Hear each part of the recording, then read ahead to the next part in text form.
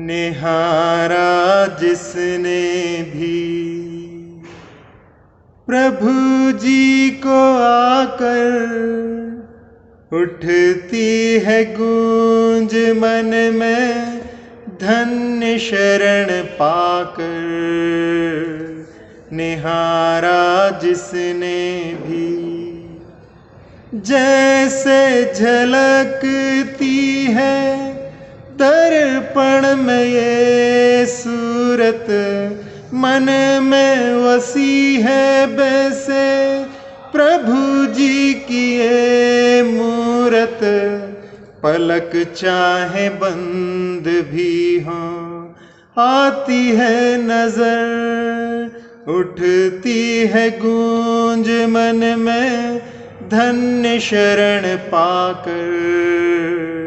निहारा जिसने भी प्रभु जी को आकर, उठती है गूंज मन में धन्य शरण पाकर। निहारा जिसने भी, निहारा जिसने भी। दर्शन कथा गजमोती की अभी देखा आपने कि जिस बुद्धसेन के साथ विवाह हुआ, उस बुद्धसेन को उनके परिवार वालों ने घर से निकाल दिया और वो अपनी पत्नी को बताने के लिए हस्तिनापुर जाता है। वहां पर पत्नी कहती है कि मैं भी साथ में चलूंगी, और उसने सोचा कि यदि मैं इसको साथ नहीं ले जाऊंगा तो फिर इसका मुख देखना संभव ना हो सकेगा। इसलिए वो उसको साथ में लेकर के और 3 दिन की यात्रा करके रत्नपुर की ओर चलते हैं और वहां के उद्यान में ठहर जाते हैं। वहां उसके बालों से एक मोती मिलता है, उसके माध्यम से भोजन सामग्री लाई जाती है। 4 दिन वहां भी उसके उपवास के साथ निकल गए, लेकिन वो दृढ़ प्रतिज्ञ, चेहरे पर सिकन नहीं और आगे कोई दर्शन का और गजमोती चढ़ाने का कोई वहां पर विकल्प नहीं। 7 उपवास व्यतीत हो गए। कल कुछ घटनाओं को बताया था कि नेमिनाथ भगवान ने भी पूर्व में 8 दिन के उपवास के बाद में समोषण के दर्शन करके और अपने उपवास के संकल्प को पूर्ण करने के बाद, दर्शन के संकल्प को पूर्ण करने के बाद अपने उपवास की पालना की थी। इसी प्रकार से विमल सागर जी की दादी का जब विवाह हुआ था तो एक गाड़ी वाले ने ला करके प्रतिमा वहाँ पर दी और उन्होंने दर्शन करके अपनी प्रतिज्ञा पूर्ण करके अपनी पालना की। ऐसे ही यहाँ मनोवती के बारे में भी सुधर्म सभा में, सौधर्मेंद्र की जो सभा है, वहाँ पर प्रतिदिन धर्म का उपदेश होता है। सारे देव देवियाँ मिलकर के सौधर्मेंद्र के द्वारा उपदेश सुनते हैं। सौधर्मेंद्र उस समय कहते हैं कि मध्य लोक में रतनपुर में एक नारी जिसने संकल्प लिया है कि भगवान के दर्शन करके और उनके चरणों में गजमोती चढ़ा करके मैं अन्न जल का ग्रहण करूंगी, 7 दिन निकल चुके हैं और उसके लिए कोई व्यवस्था नहीं। यदि ऐसे में उसके ऊपर कोई संकट आ जाए, प्राण उसके चले जाएं, तो लोगों में धर्म के प्रति आस्था उठ जाएगी। उसके संकल्प को पूर्ण करने के लिए हम सभी को प्रयास करना चाहिए। तब वहाँ एक देव कहता है कि यदि देवराज की आज्ञा हो तो मैं इस कार्य को करना चाहता हूँ। और वो देव वहाँ से आकर के रत्नपुर के जिस उद्यान में मनोवती और बुद्धसेन ठहरे हुए हैं, वहाँ पर एक जिनालय का निर्माण भूमि तल में अपनी विक्रिया के माध्यम से करता है। देवों के पास में अणिमा महिमा आदि विक्रिया की रिद्धियाँ होती हैं और बड़े बड़े कार्यों को करने में वो क्षण भर में समर्थ होते हैं।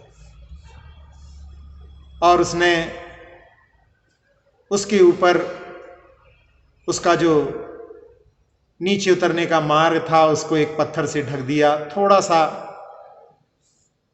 हिस्सा खुला छोड़ दिया और अंदर वहां पर गजमोती भी थाल भर करके राह में रख दिए। मात्र दर्शन नहीं, उसको गजमोती भी चढ़ाना है। और जब मनोवती वहां पर उद्यान से टहलते हुए निकलती है तो उसकी दृष्टि उस पर पड़ती है और वो उस पत्थर को थोड़ा सा हटाती है, उसको एक मार्ग दिखता है और अंदर से प्रकाश भी आ रहा था। वो धीरे धीरे उस सीढ़ियों के माध्यम से नीचे उतरती है और वहाँ पर रास्ते में उसको गजमोती दिखते हैं तो देख करके वो हर्षित हो जाती है और वो सोचती है कि जरूर ये भगवान की भक्ति का ही फल है कि मेरे संकल्प की पूर्ति के लिए यहाँ पर एक गजमोती मुझे प्राप्त हुए हैं। और आगे बढ़ने पर जब उसके लिए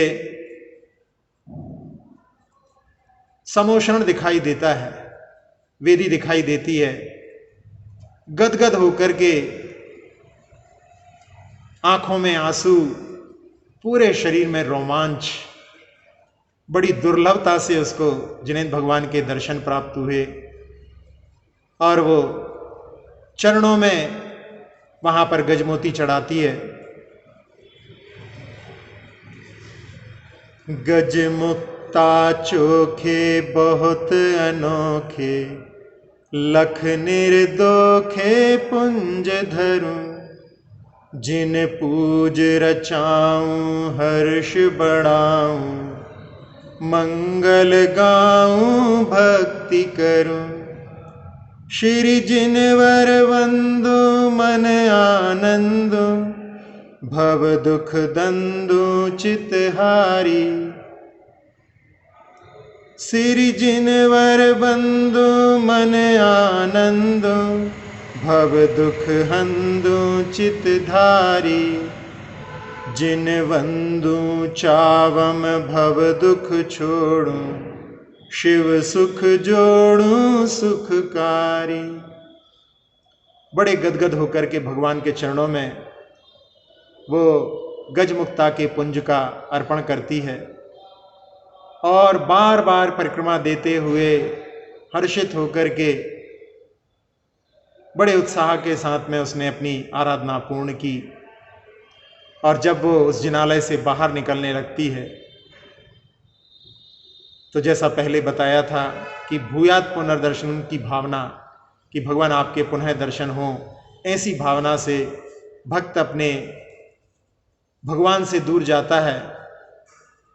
वो कहती है, आने को जाते प्रभु बांधी तुमसे डोर, एक पल ना भूलूं कभी, भूलूं दो झकझोर। दुर्लभता से कोई चीज प्राप्त होती है तो उसकी बड़ी कीमत होती है। आप लोगों ने सुना होगा परम पूज्य प्रमाण सागर जी महाराज, जिनका जन्म स्थान गृहस्थ अवस्था में हजारीबाग में हुआ और वहां से मधुबन ज्यादा दूर नहीं, हर साल जाते थे। और वहाँ पर हर साल जाने के बाद में भी कभी ऊपर पर्वत की इन्होंने वंदना नहीं की थी। वो वहाँ पर मधुवन में केवल पिकनिक मनाने के लिए जाते थे, चाट पकौड़ी खाने के लिए जाते थे।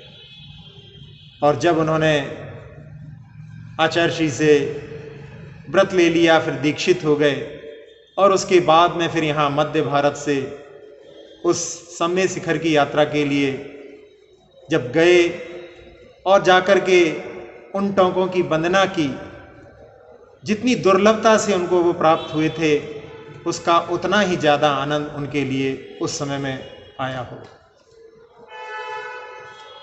सहजता से हमको कोई चीज़ मिल जाती है तो उसकी कीमत नहीं होती है। दुर्लभता का एक अलग ही आनंद रहता है। एक जगह पर जहाँ सांप्रदायिक दंगे अक्सर हुआ करते थे, वहाँ पर एक जैन परिवार जब कर्फ्यू लग जाता था तो अपनी छत पर बैठ कर के स्वाध्याय करता था। और उस समय एक और परिवार जो उनके घर के नज़दीक था, वो जाति से अग्रवाल वैष्णव थे। ये लोग अग्रवाल जैन धर्म पालन करने वाले थे, और अग्रवाल जो समाज है उनमें आपस में वैष्णव और जैन में वहाँ पर रोटी बेटी का व्यवहार होता है।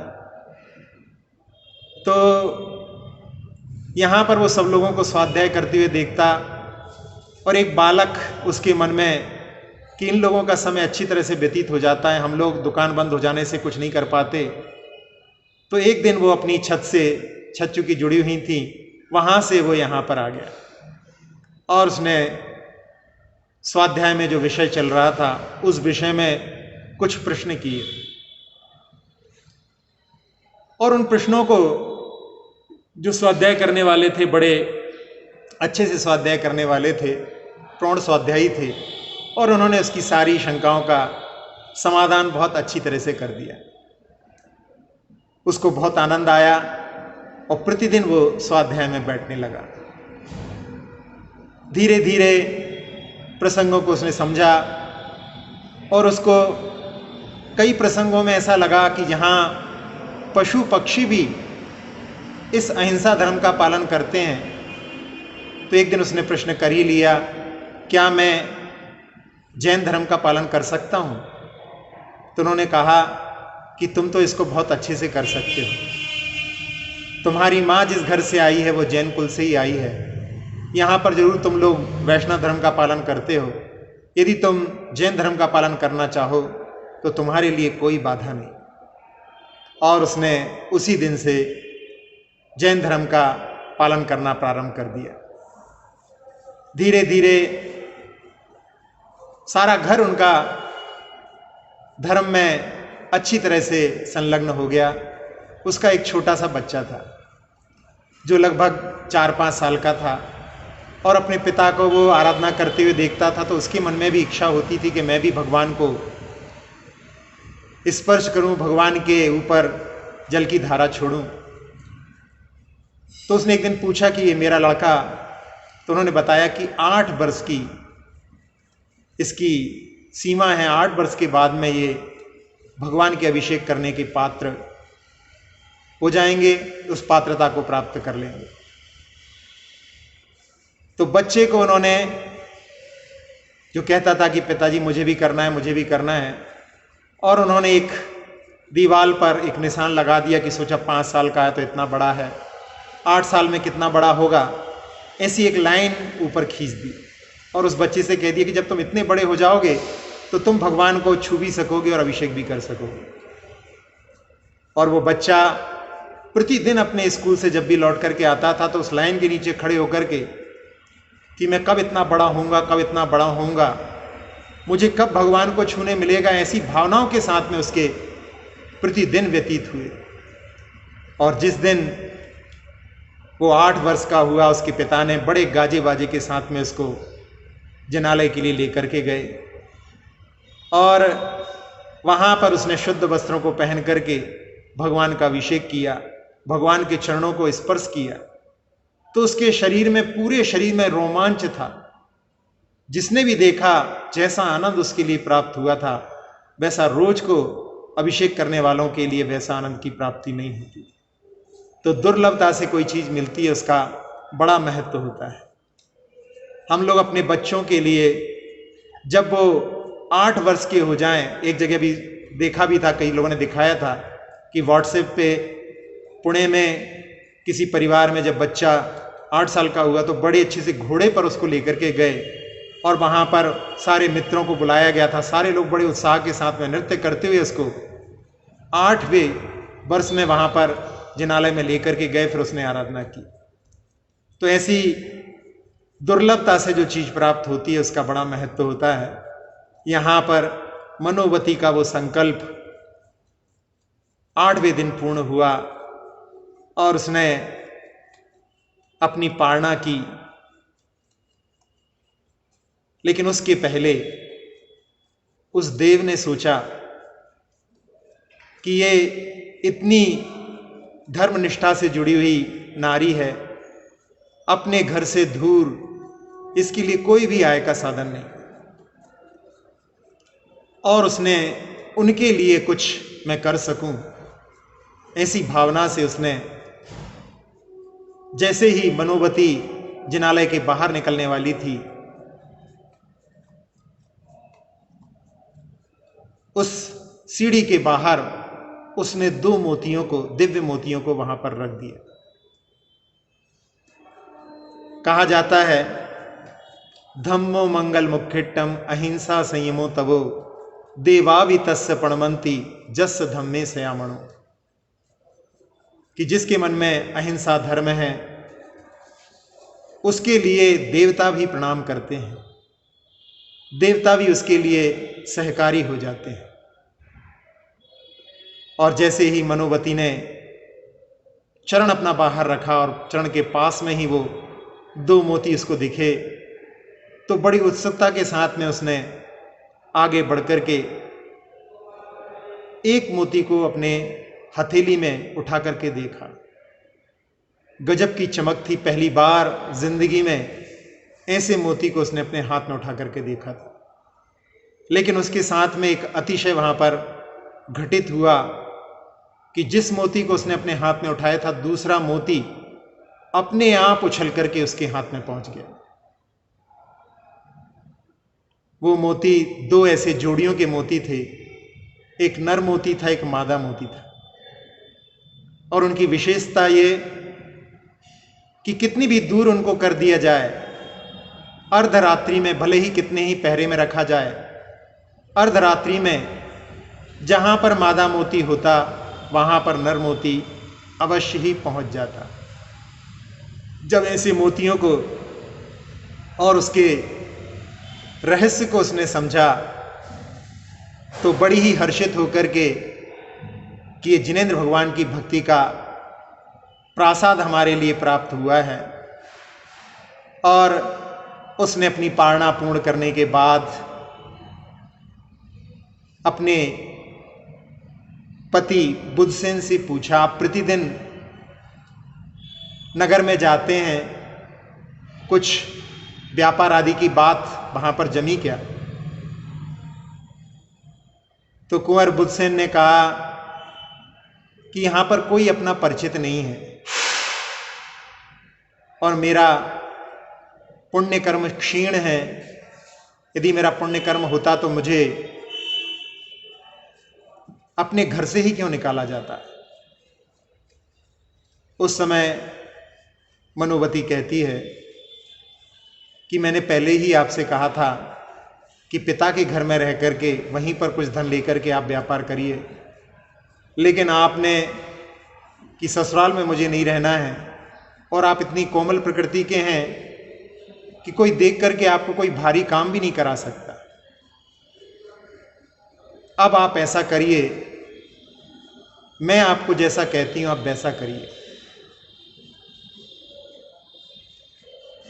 जब स्त्री वर्ग भी कोई बात कहता है, उस बात के लिए भी ध्यान से सुनना चाहिए। कई बार वजनदार बात उनके माध्यम से भी प्राप्त हो सकती है। इसीलिए धर्म पत्नी संज्ञा दी गई है, जो धर्म के मार्ग में आगे बढ़ाने वाली होती है, जो पत्नी के द्वारा बताए गए धर्म के मार्ग को स्वीकार नहीं करते, उनका भी आगम में एक कथानक आता है कि पति को हमेशा बोलती रहती थी पत्नी कि धर्म करो धर्म करो, लेकिन वो कहता था कि हमेशा की बुढ़ापे में धर्म करने का समय रहता है और बुढ़ापा आने के बाद में कुछ करने लायक रह नहीं जाते हैं। मर करके वो ऊंट की पर्याय को प्राप्त हुआ। पत्नी बड़ी धार्मिक थी और वो मर करके राजा की पुत्री राजकुमारी के रूप में उत्पन्न हुई और उसका विवाह जब हुआ तो उसके विवाह में पिता ने जो सामग्री दी थी उस ऊंट के ऊपर ही, जो उसके पति का जीव था, उस ऊंट के ऊपर उस सामग्री को लाद दिया और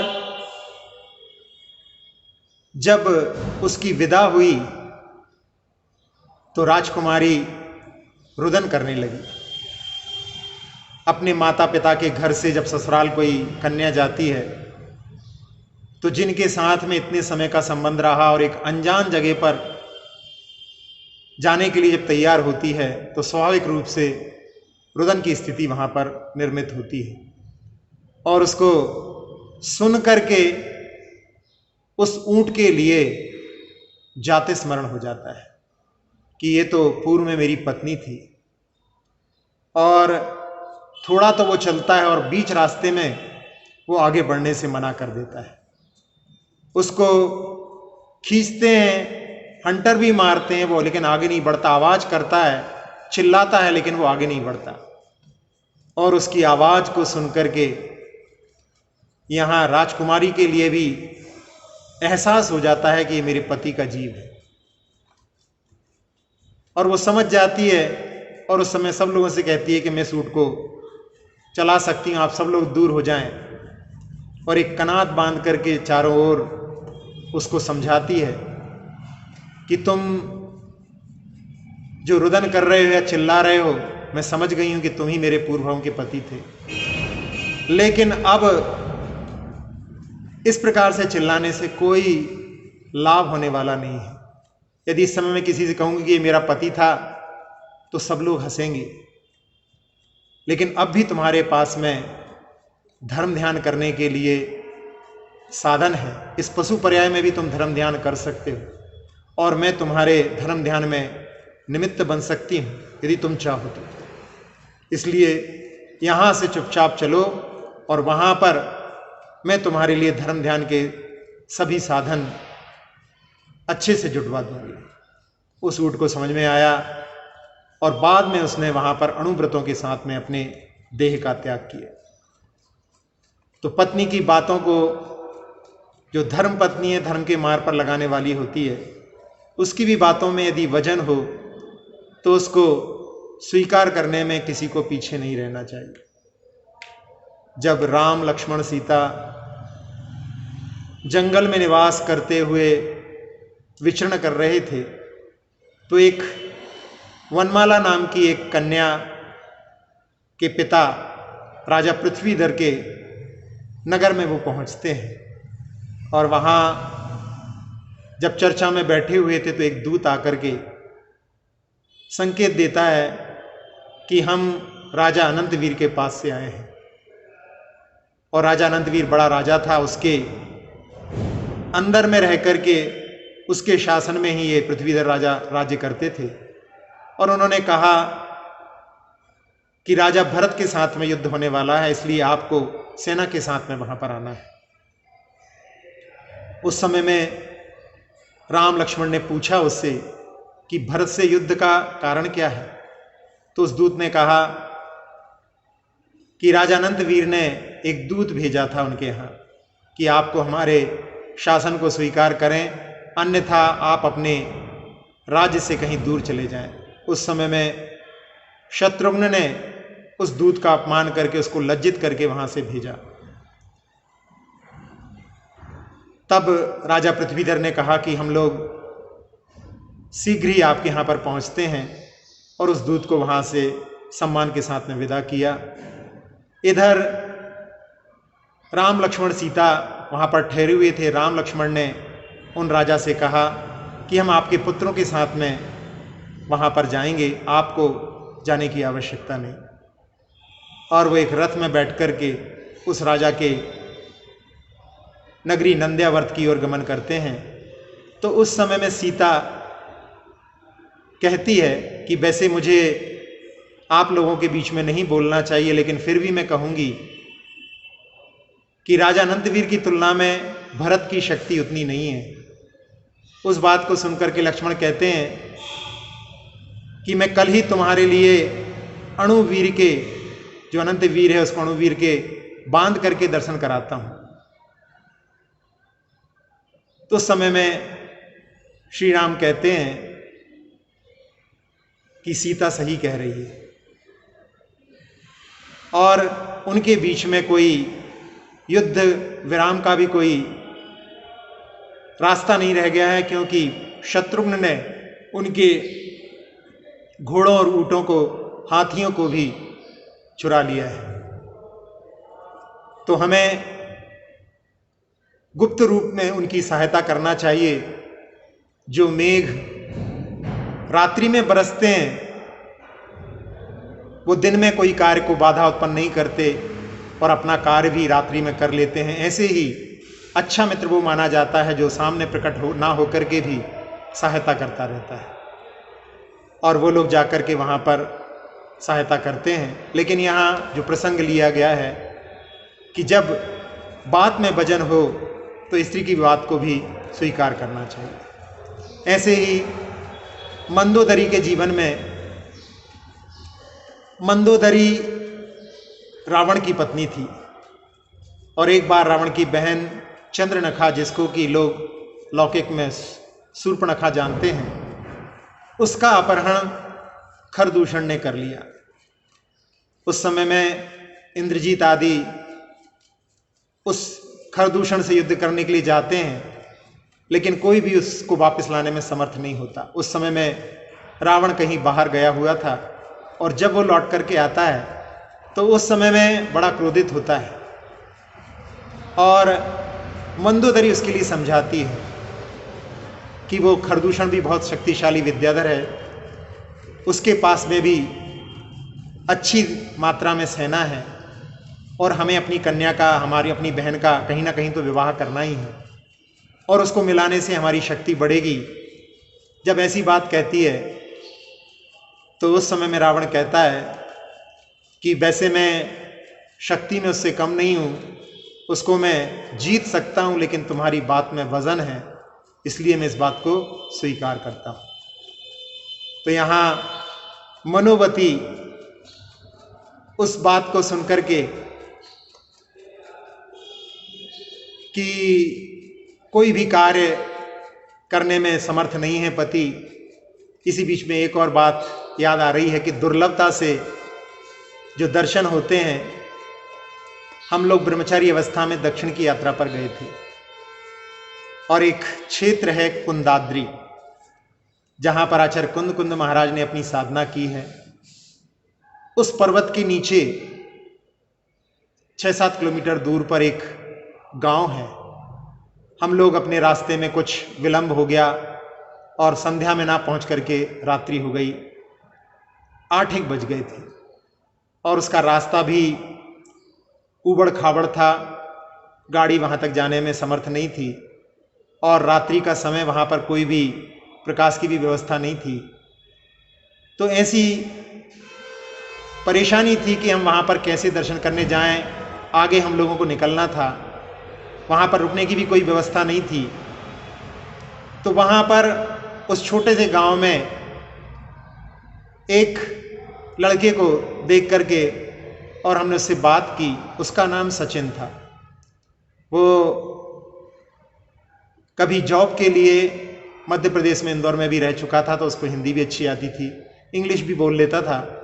और उससे जब बात की तो उसने कहा कि अभी हम दिन भर का कार्य करके अभी घर लौटे हैं और हमारे माता पिता बुजुर्ग हैं, यदि आप उनसे बोल दें और यदि वो आज्ञा दे दें तो मैं आपके साथ में उस पहाड़ पर आप लोगों के लिए दर्शन के लिए ले चल सकता हूँ। तो हम लोगों ने उसके माता पिता के पास में जाकर के जब विनय की तो उनके माता पिता ने आज्ञा दे दी और वो बालक हम लोगों के लिए ऊपर पर्वत पर लेकर के गया। बड़ी दुर्लभता से वो हमें उस कुंदाद्री के दर्शन उसने कराए थे, जहाँ पर लगभग 3 फीट की पार्श्वनाथ भगवान की खड़गासन प्रतिमा थी। वहाँ पर आचार्य कुंद महाराज के चरण भी अंकित थे। उनके दर्शन करके जो इतना आह्लाद और आनंद हुआ, आज तक उसकी अनुभूति है और उस व्यक्ति का नाम भी अभी तक स्मरण में है। दुर्लभता से जो चीज़ प्राप्त होती है उसकी एक अलग ही बात होती है। तो यहाँ मनोवती ने कहा कि आप ऐसा करिए, ये मैं आपको एक मोती देती हूँ और इस मोती को आप यहाँ के राजा के लिए भेंट करने के लिए जाइए। कुंवर बुधसेन उस समय में चूंकि स्वयं सफल नहीं हो पाए थे तो पत्नी की बात को स्वीकार करके उस मोती को लेकर के और राज दरबार की ओर जाते हैं। राज दरबार में प्रवेश किसी अनजान के लिए ऐसे तो मिल नहीं जाता। वहाँ पर जो पहरेदार थे उनसे वो विनय करते हैं कि हमको राजा से मिलना है और कुछ बहुमूल्य उपहार हम उनके लिए भेंट करना चाहते हैं। उस समय में वो पहरेदार अपने राजा से पूछ करके आता है और जब तलाशी आदि के माध्यम से उसके पास में कोई भी ऐसे अस्त्र शस्त्र नहीं पाए गए हैं जिससे कोई परेशानी हो, तो उस आगंतुक अतिथि समझ करके वहाँ पर राजा से मिलने की आज्ञा दी गई। राजा उससे मिलते हैं, वो बड़ी विनय के साथ में उनसे मिलता है। वो कहता है कि हम लोग परदेशी हैं और एक दिव्य मोती हम आपके लिए भेंट करना चाहते हैं। और राजा के लिए वो दिव्य मोती जब दिया जाता है तो उसको देख करके पहली बार जीवन में ऐसा मोती उन्होंने देखा था जिसको कि अंधकार में ले जाने पर भी जिसके अंदर चमक थी, अंधकार में भी उसकी चमक के माध्यम से कुछ देखा जा सकता था। ऐसे मोती को देख करके राजा बड़ा प्रसन्न होता है। कई बार ऐसी दुर्लभ चीज़ें, एक महाराष्ट्र में संग्रहालय है, वहाँ पर स्वर्ण पाषाण, रजत पाषाण, ताम्र पाषाण और कुछ ऐसे भी माणिक्य पाषाण आदि भी हैं, कुछ ऐसे मोती भी हैं जिनको कि अंधकार में रख करके देखा जाए तो उसमें प्रकाश निकलता है। चंद्रकांत मणि, सूर्यकांत मणि के बारे में सुनते हैं। पूर्व के जो मुनिराज थे गुफाओं में रहते थे, बड़े प्रतिक्रमण में एक पाठ आता है कि मणियों के प्रति जो कि प्रकाश के लिए वहाँ पर बड़े बड़े श्रेष्ठी रख जाते थे, उनको लेने का, उनको छूने का यदि भाव किया हो तो वो मेरा दुष्कृत्य हो, दुष्कृत्य मिथ्या हो। इस प्रकार से तस्मिच्छा में दुक्कड़म ऐसा पाठ प्रतिक्रमण में भी आता है। तो ऐसे दुर्लभ उस मणि को या रत्न को देख करके, मोती को देख करके राजा बड़ा प्रसन्न होता है और वो उस समय में उससे पूछता है कि आप कहाँ पर ठहरे हुए हैं।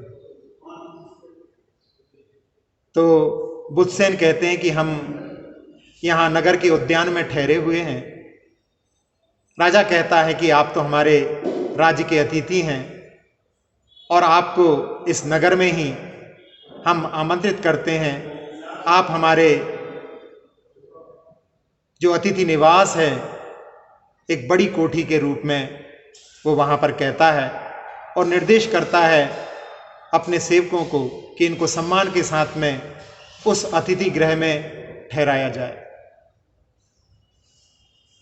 जब उस मोती को राजा देखता है और उसकी सुरक्षा के लिए भंडारी को बुला करके उसको सौंप देता है कि इसको अच्छी सुरक्षा के साथ में अपने राज को उसमें संग्रहित कर लो।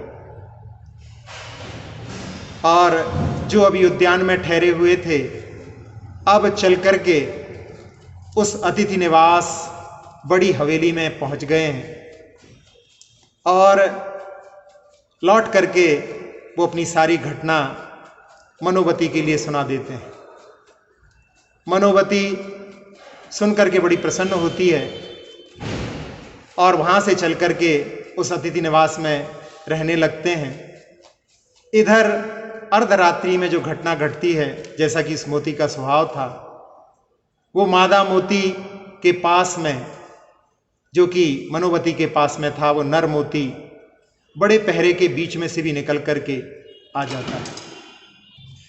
तो दूसरे मोती को, जो कि पहले भी दिया था, उसी मोती को, जो नर मोती है, फिर से अपने पति के लिए दे करके कहती है कि आज पुनः आप राजा के पास जाइए और इसको भेंट करिए। उधर कुंवर बुधसेन सोचते हैं कि कहाँ से इसके पास में ऐसा खजाना आ गया है जो प्रतिदिन ऐसे दुर्लभ मोती राजा के लिए प्रेषित कर रही है, और उसको लेकर के वो राजा के पास जाते हैं। कल उनको पहरेदार से पूछना पड़ा था, लेकिन आज सम्मान के साथ में उनको राजा से भेंट करने के लिए ले जाया जाता है।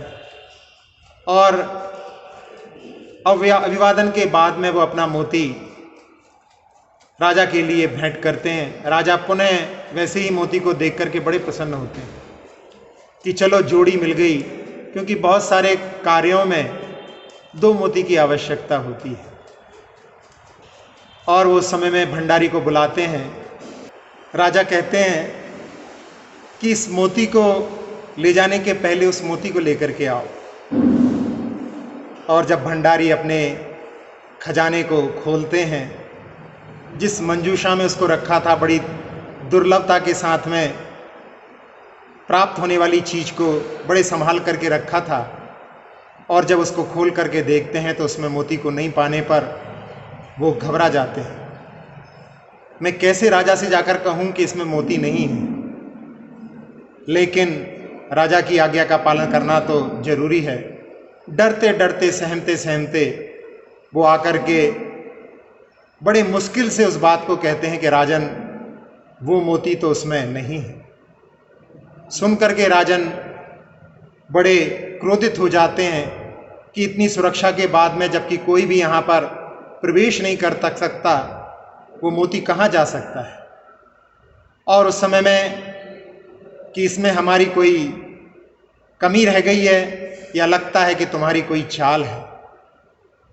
और उस समय में राजन क्रोधित होते हैं। तो बुधसेन कहते हैं कि राजन, कभी कभी गलतियां हो जाती हैं, आप इनको मत डांटें, हम आपके लिए ऐसा मोती और ला करके दे देंगे। उस समय में बड़ी हिदायत के साथ में राजन उनके लिए उस मोती को देते हैं और कहते हैं कि और ज़्यादा पहरा करो, ऐसी व्यवस्था करो कि कोई पक्षी भी यहाँ पर प्रवेश न कर पाए। और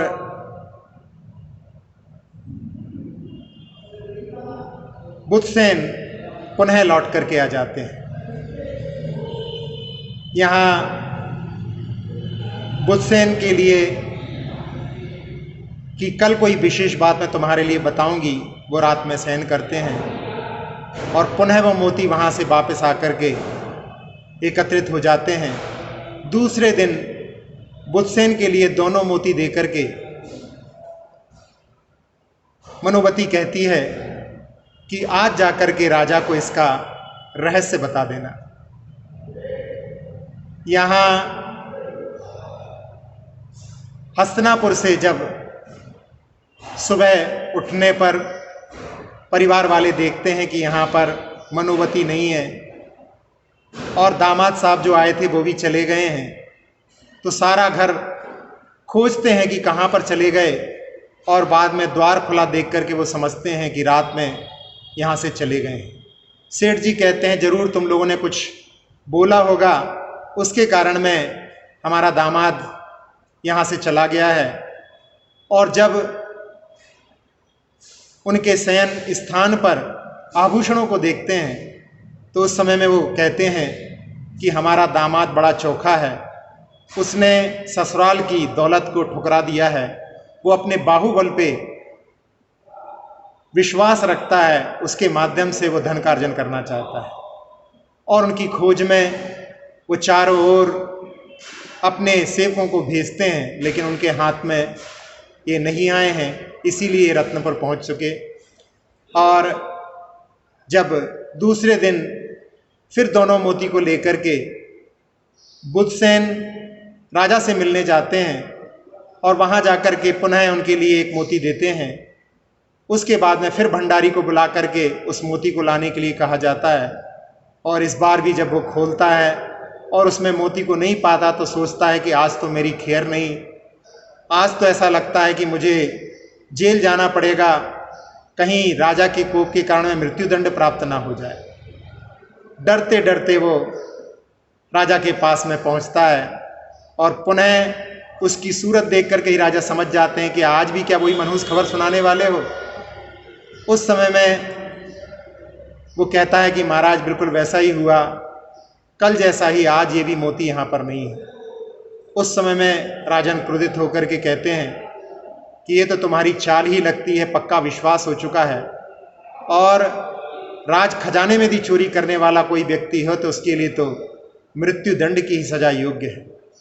उसको देख करके बुधसेन कहते हैं कि महाराज आप इस पर क्रोधित मत होइए, ये इसका अपराध नहीं है, ये तो इन मोतियों की विशिष्टता है। इन मोतियों की ऐसी विशेषता कि जहाँ पर मादा मोती को रखा जाता है वहाँ पर नर मोती अर्धरात्रि में कितने भी पहरे में रखा हो उसको छोड़ करके वहाँ पर पहुँच जाता है। उस समय में जो संकट भंडारी के ऊपर आया हुआ था वो वहाँ पर दूर हो जाता है, और सारे लोग बुधसेन की प्रशंसा करते हैं कि देखो इन्होंने ऐसी दुर्लभ चीज़ दी और साथ साथ में उस व्यक्ति के ऊपर आए हुए संकट को भी दूर कर दिया। और उस समय राजा सोचता है कि पिछली बार जब ऐसा मोती दिया था तो मैंने इनके लिए अपने अतिथि गृह में एक अच्छी कोठी में रहने के लिए बुलाया था। जब ऐसी दुर्लभ चीज़ इन्होंने दी है तो इनके लिए किसके माध्यम से सम्मान करना चाहिए, इसके बारे में जानने के लिए हम आगे इसके बारे में बात करेंगे। इसी के साथ साथ में एक बात जो एक बौद्ध भिक्षु रहे हैं राहुल सांस्कृतायन, उन्होंने बात लिखी कि यदि आपको भारतीय संस्कृति का यदि ज्ञान करना है तो आप किसी जिनालय की, जहाँ पर अध्ययनशाला हो, शास्त्रों का भंडार हो, शास्त्रों का जहाँ संग्रह हो, वहाँ पर आप जाइए, आपको वहाँ पर भारतीय संस्कृति की जानकारी मिलेगी। और उसके लिए उन्होंने लिखा कि भारतीय संस्कृति का जो संवर्धन जैन शास्त्र भंडारों में हुआ है उसमें जैन महिलाओं का सबसे बड़ा योगदान है। जैन महिलाओं ने अपने जो भी व्रत उपवास आदि किए उसके समापन पर उन्होंने जैन शास्त्रों का लेखन करवाया और उसके माध्यम से भारतीय संस्कृति का दिग्दर्शन आप उस जगह पर कर सकते हैं। तो यहाँ पर धर्मपत्नी के बारे में जो कहा था उस बात के लिए इस बात को भी अपन ध्यान में रख सकते हैं। अब आगे हम इस पर विचार करेंगे।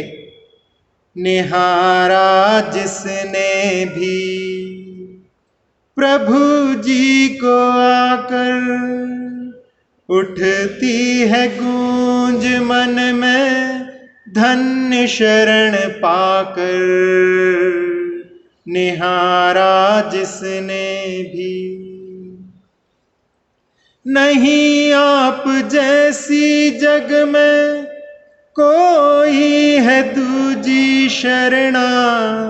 रहूं मैं चरण कमल में, हृदय कमल पर रहना।